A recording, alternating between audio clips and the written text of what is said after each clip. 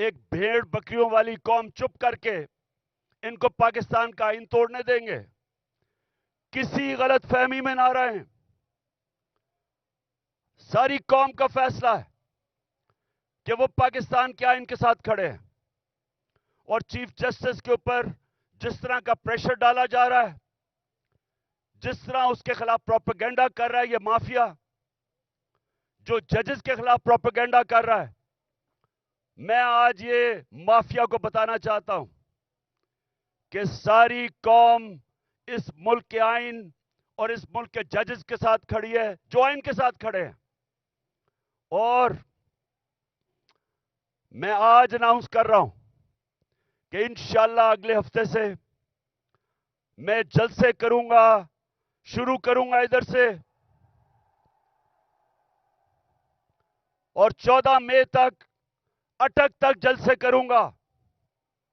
میں پبلک میں نکلوں گا، عوام کو تیار کروں گا، اور عوام کو تیار کروں گا کہ ہم کسی صورت یہ جو 2 کیئر ٹیکر پنجاب میں گورنمنٹ اور پختونخوا میں جن کا مدت ختم ہو چکی ہے، ان کی کوئی قانونی حیثیت نہیں ہے، ان کا جواز آج بالکل غیر قانونی ہے، تو ہم ڈیمانڈ کریں گے کہ ہمیں الیکشن دیے جائیں.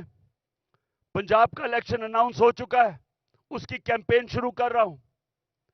پختونخوا کے لیے ہم ہائی کورٹ میں، ہم سپریم کورٹ میں جائیں گے، وہاں کے لوگوں کے لیے بھی الیکشن چاہتے ہیں، کیونکہ 70% پاکستان میں عوام کی کوئی نمائندگی نہیں ہے. ہمارا آئین پاکستان کا کہتا ہے کہ اللہ کی حاکمیت کے بعد عوام کے نمائندوں کی حاکمیت ہے. نہ اس وقت پختونخوا میں ہے اور نہ پنجاب میں ہے. اور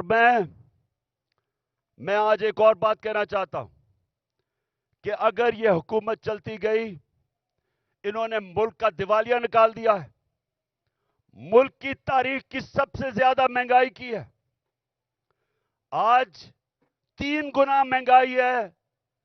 جب جنرل باجوہ نے ہماری سازش کے تحت گورنمنٹ گرائی تھی، 1 سال میں 3 گنا مہنگائی ہے پاکستان میں. آج سن لو ذرا سارے پاکستانیوں، آپ کے بینک میں 1 سال پہلے جو 100 روپیہ تھا، آج وہ اس کی صرف خریدار کی قوت 62 روپیہ رہ گئی ہے. اور اگر جس کو کہتے ہیں، جو ہر انسان استعمال کرتا ہے، جس کو سینسٹیو پرائس انڈیکس کہتے ہیں، اس میں اگر 100 روپیہ تھا تو آج صرف 52 روپے رہ گئے. یعنی کہ تقریباً آدھا پیسہ ہو گیا آپ کا 1 سال کے اندر، جب سے یہ امپورٹڈ کرپٹ لوگوں کی حکومت آئی ہے، این آر او والی حکومت آئی ہے. تو جب انہوں نے ملک کا دیوالیہ نکال دیا، تاریخی قرضے لے لیے، مہنگائی میں لوگ ڈوب رہے ہیں، فیکٹریاں، انڈسٹری بند ہو رہی ہے، بے روزگاری بڑھ رہی ہے، اور اس کے علاوہ دنیا میں پاکستان ذلیل ہو رہا ہے.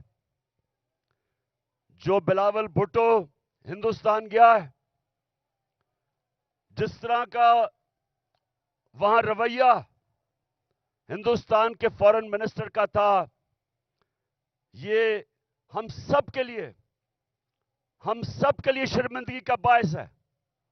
سوال یہ پوچھتے ہیں کہ ساری دنیا کے چکر لگا رہے ہو بلاول بھٹو، پہلے بتاؤ جانے سے پہلے آپ یہ کسی سے پوچھتے ہیں کہ جب آپ ایک ملک کا پیسہ خرچ کر رہے ہیں، ڈالر خرچ کر رہے ہیں ٹرپس پہ، تو اس کا فائدہ اور نقصان کیا ہوگا؟ کیا فائدہ ہوا آپ کو ہندوستان میں جا کے، جس طرح کا اس نے زبان استعمال کی ہے؟ اور میں آج ہندوستان کے فارن منسٹر کو بھی کہنا چاہتا ہوں کہ کیا آپ میں کوئی تہذیب نہیں؟ کیا آپ میں کوئی ایٹیکیٹ نہیں کہ ہمارے آپ کے ملک میں ایک مہمان آتا ہے، یا تو اس کو بلائیں نا، لیکن بلا کے اس طرح ذلیل کرنا یہ ہندوستان پہ ریفلیکٹ کر رہا ہے. یہ آپ کا جو تکبر ہے، میں نے یہ جو تکبر آپ میں دیکھ رہا ہوں، یہ یاد رکھیں کہ اللہ کا قانون ہے کہ جو طاقتور ہے وہ ہمیشہ طاقتور نہیں رہتا، اور جو کمزور ہے وہ کمزور بھی ہر وقت نہیں رہتا. انشاءاللہ ہمارا ملک اٹھے گا اور قانون کی حکمرانی کے اوپر ہم کھڑا کریں گے، رول آف لا پہ اس قوم کو کھڑا کریں گے اور انشاءاللہ ایک عظیم ملک بنائیں گے. لیکن اس سے پہلے ملک میں الیکشن کی ضرورت ہے. اس ملک میں الیکشن ہو، عوام کے نمائندے اوپر آئیں.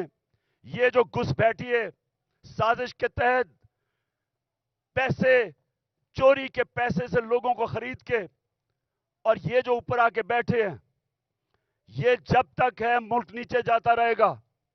یہ جو جنرل باجوہ نے تحفہ دیا ملک کو، جو اس ملک کو تباہی، جو جنرل باجوہ نے ملک سے کیا ہے، کوئی دشمن بھی نہیں کر سکتا تھا. کوئی دشمن ایک سال میں پاکستان کو وہ نقصان نہیں پہنچا سکتا تھا جو جنرل باجوہ پہنچا کے گیا. اور یہ جو شہباز شریف ہے، میں سے سوال پوچھتا ہوں کہ تم برطانیہ کیا کر رہے ہو؟ تم جو برطانیہ چلے گئے ہو، آپ کے پاس ٹائم اتنا زیادہ ہے؟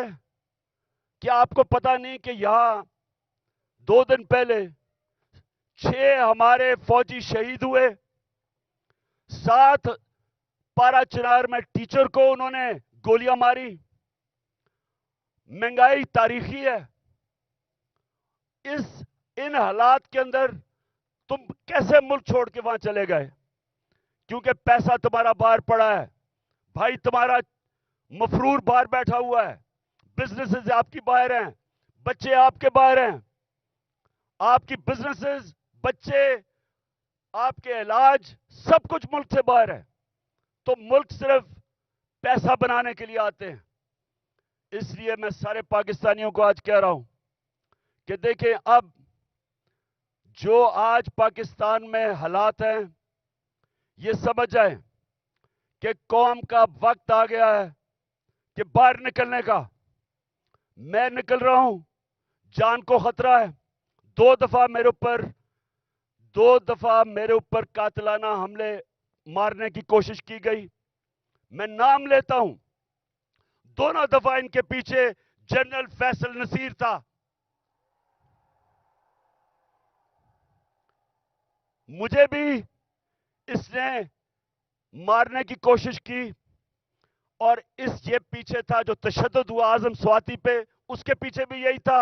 ارشد شریف کے قتل کے پیچھے بھی یہی تھا. اور مجھے نہیں سمجھ آ رہی کہ ایک بلاول بھٹو کے کہنے پہ جنرل باجوہ نے کراچی کے اندر ایک sector in charge I S I کا تبدیل کر دیا. ہم یہاں 1 سال 8 مہینے سے اس آدمی کا ظلم سہ رہے ہیں. کیوں نہیں اوپر خبر جا رہی کہ جناب یہ ملک کو نقصان پہنچ رہا ہے، یہ جو حرکتیں کر رہا ہے یہ کوئی آدمی نہیں کر سکتا جو اس ملک سے پیار کرتا ہے. ہمیں ایسے کیا جا رہا ہے جس طرح ہم کوئی دشمن ہے. تو میں آج کہہ رہا ہوں کہ یہ آگے کچھ ہوا، میں نکلنے لگا ہوں. میں جلسے کروں گا اگلے ہفتے سے 14 مئی تک، میں جلسے کروں گا. کچھ مجھے ہوا، ساری قوم کو کہہ رہا ہوں کہ جنرل فیصل نصیر کا نام یاد رکھ لو، یہ ذمہ دار ہوگا. اور میری قوم، جس طرح آج آپ سارے نکلے ہیں گاؤں میں، محلوں میں، جس طرح اپنے اپنے آئین کے ساتھ کھڑے ہوئے ہیں، اور جو چیف جسٹس آئین کے ساتھ کھڑا ہے جس طرح اس کے ساتھ کھڑے ہوئے ہیں، میں آج آپ کو سلام پیش کرتا ہوں. آپ ایک زندہ قوم بن گئے ہیں. یہ یاد رکھیں گے، جب ایک قوم کا آئین گیا، اس کا مطلب اس کا قانون گیا، اس کا مطلب اس کا انصاف کا نظام گیا، اس کا مطلب کہ رول آف لا گیا، اور اس کا سب سے بڑا مطلب کہ اس قوم کی آزادی گئی. وہ قوم غلام بن گئی. وہ قوم جنگل کے قانون میں طاقت کی حکمرانی کی وجہ سے طاقتور کی غلامی کرتی ہے. تو یہ ہماری یہ سیاست نہیں ہو رہی. آزادی کے لیے سیاست نہیں کرتا. آزادی کے لیے جہاد ہوتی ہے. یہ ہم جہاد لڑ رہے ہیں.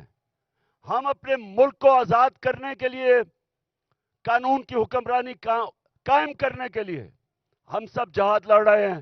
اور آپ نے اب میرے ساتھ چل رہے ہیں.